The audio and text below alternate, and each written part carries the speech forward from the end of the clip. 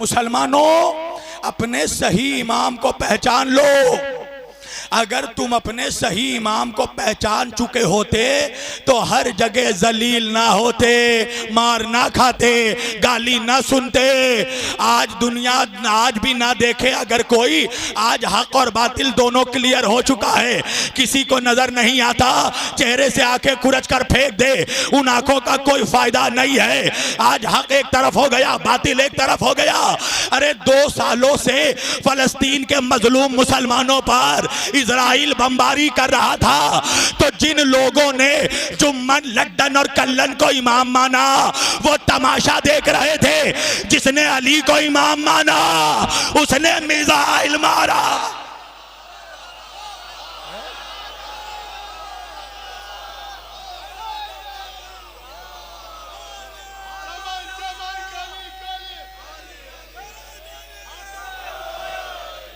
दो सालों से देखो मुसलमानों, मेरी बातें कड़वी जरूर होती हैं और कड़वी चीजों में शिफा होता है।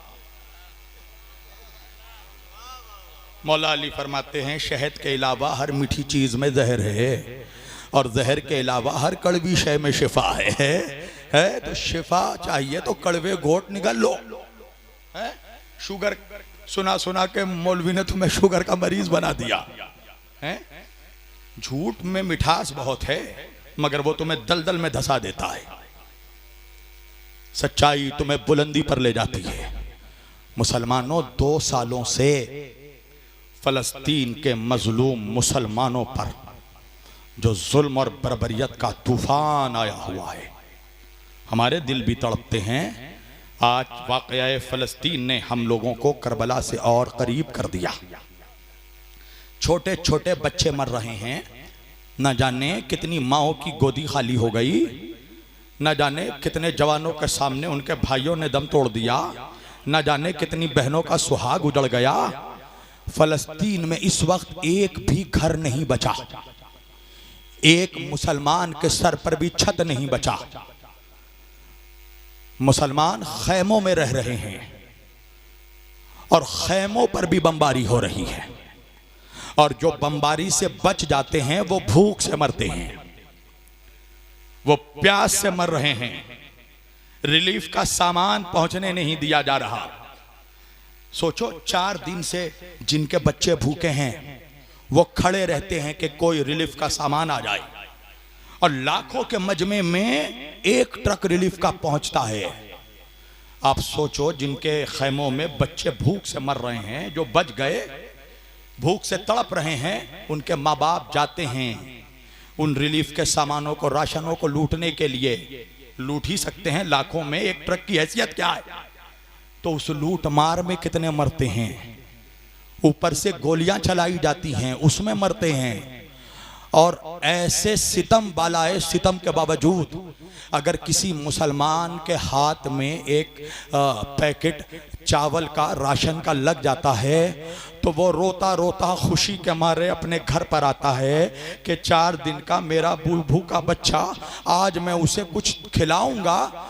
तो जब वो चावल का पैकेट लेकर अपने खेमे में आता है और पैकेट खोलता है तो चावल के बजाय पैकेट से बालू बाहर निकलता है, रेत बाहर निकलता है, कंकर बाहर निकलता है। सोच सकते हो, जो बाप लूट कर लाया है अपनी जान बचाकर अपने बच्चों को खिलाने के लिए, चावल का पैकेट खोला तो अंदर से रेत निकल रहा है, कंकर निकल रहे हैं। अब सुनो, जो कड़वा जुमला है मगर सुन लो। 2 सालों से फलस्तीन में जितने मुसलमान बच्चे, मर्द औरत मरे हैं, बल्कि मरे नहीं शहीद हुए हैं, जितने मुसलमान बच्चे, जवान, बूढ़े, औरतें मरे हैं, उन मरने वालों में एक भी शिया नहीं है, एक भी शिया नहीं। जितने मुसलमान मर रहे हैं सबके सब सुन्नी, सबके सब सुन्नी, सबके सब सुन्नी। मगर उन सुन्नियों को बचाने के लिए कोई कौम खड़ी हुई तो सबके सब शिया, सबके सब शिया, सबके सब शिया। है? क्यों? अब कहां चले गए फतवे? मेरे सुन्नी भाइयों, तुम्हारे स्टेजों में आकर जो ये टनाटन के नारे लगते हैं, तो उन टनाटन वालों से कहो कि फलस्तीन में ये टनाटन काहे नहीं पहुंचते हैं? फलस्तीन में क्यों नहीं पहुंचते हो सुन्नी मुसलमानों को बचाने के लिए? हिम्मत है, औकात है, हैसियत है, मना कर दो ईरान को कि आप तो शिया हैं, क्यों बचा रहे हैं सुन्नियों को? आज दुनिया वालों ने देखा कि 57 मुल्कों में अगर मैदान में कोई है तो सिर्फ अली वाले हैं। हाय हाय, अब एक जुमला सुन लो, मैदान में कोई है तो सिर्फ अली वाले हैं। वजह यह है कुंडरकी के जवानों कि मैदान में वही टिकता है जिसका इमाम मैदान में टिका हो।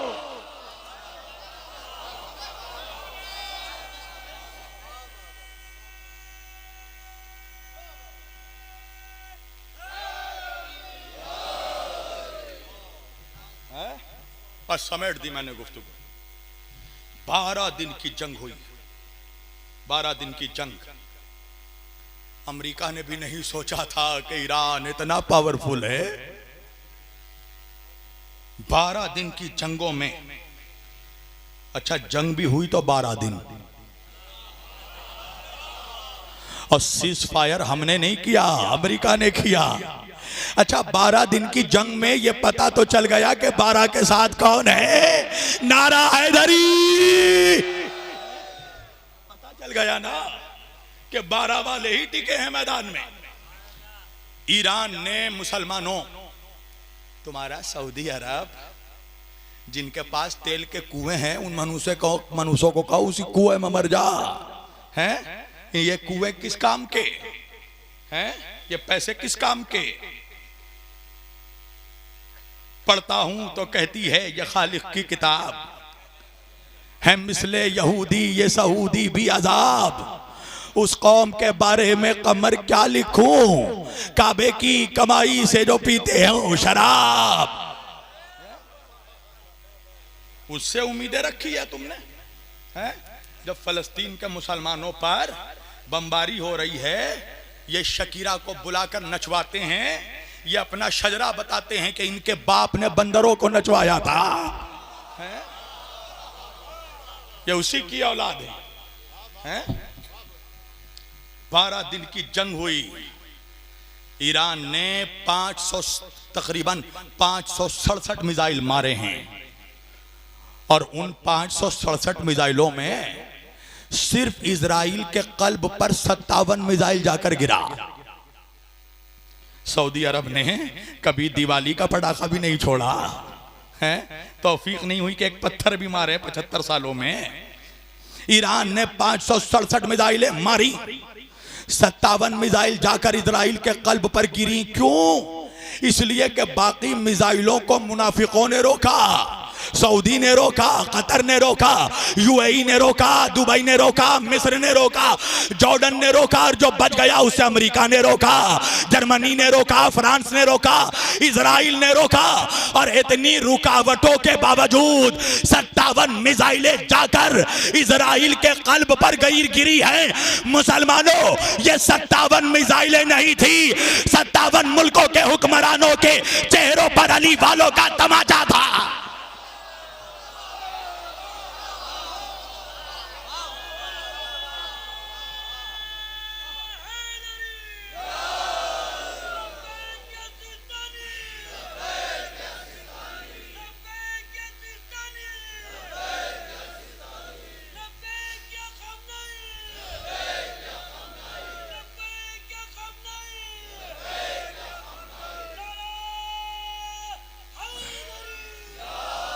बस चूंकि मेरे भाई ने नारा लगा दिया तो अब आखिरी जुमला मुझ पर लाजिम हो गया कि मैं बोलकर अपनी तकरीर समेट लूं।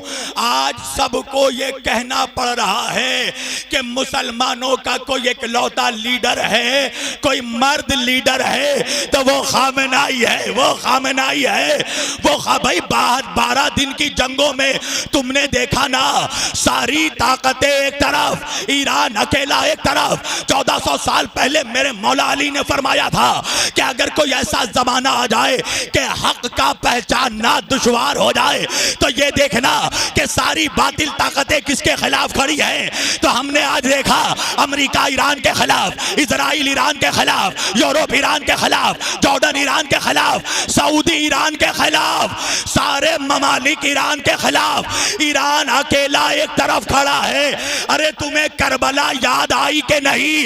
हुरमुला एक तरफ, शिमर एक तरफ, सेनान एक तरफ, उमर साद एक तरफ, हुसैन तन्हा एक तरफ। तुमने ये मंजर देखा कि नहीं?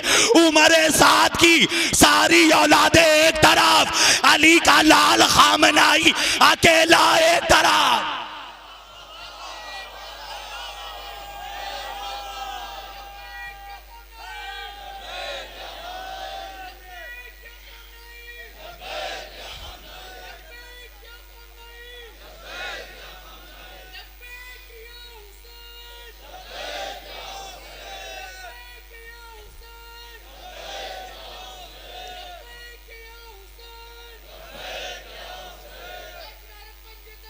सब मिलकर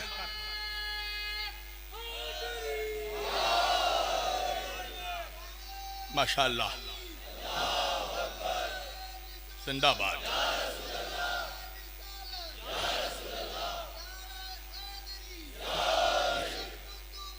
अली अली अली अली अली अली अली अली अली अली।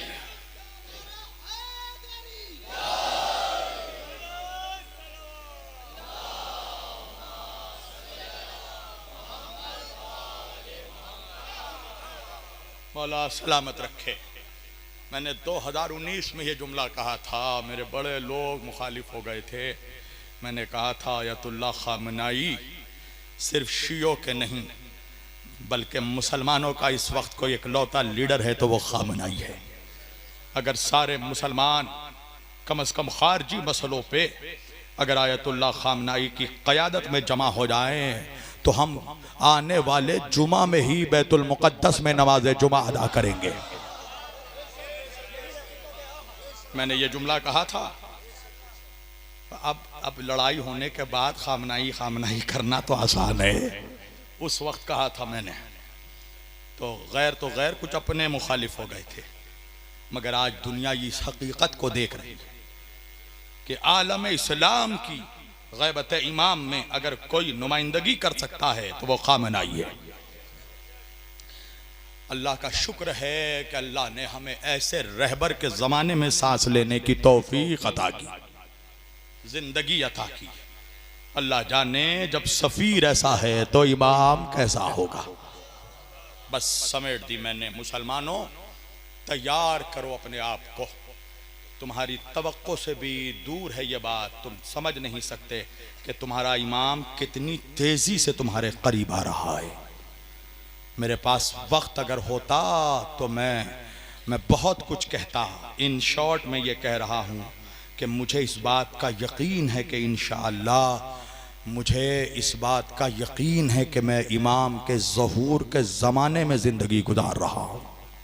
बस ये जुमला जो मुझे कहना था मैंने कह दिया। मुझे यकीन है इंशाअल्लाह मैं ज़हूर इमाम के ज़माने में सांसें ले रहा हूँ, इसलिए कि वो तमाम अहादीस जो रसूल और अहले बैत रसूल से वारिद हुई हैं, जो शिया सुन्नी तमाम तुरफ़ैन की किताबों में जो रिवायतें, जो निशानियाँ, जो अलामतें लिखी हुई हैं, यहाँ तक के किताबुल फितन में नुएम बिन हम्माद ये अहले सुन्नत का राइटर है, जो जो अलामतें निशानियाँ लिखी जा चुकी हैं वो सारी निशानियाँ हम अपनी आँखों से पूरा होते हुए देख रहे हैं।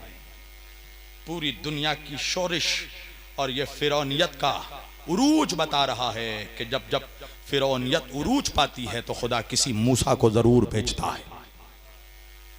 वो वक्त इंशाअल्लाह अल्लाह हम सबको नसीब फरमाए कि हम फ़ख्र मूसा की ज़ियारत अपनी निगाहों से करें और अल्लाह हम सबों को तौफीक दे कि हम उनके लश्कर के बहादुर सिपाहियों में शामिल हो सकें।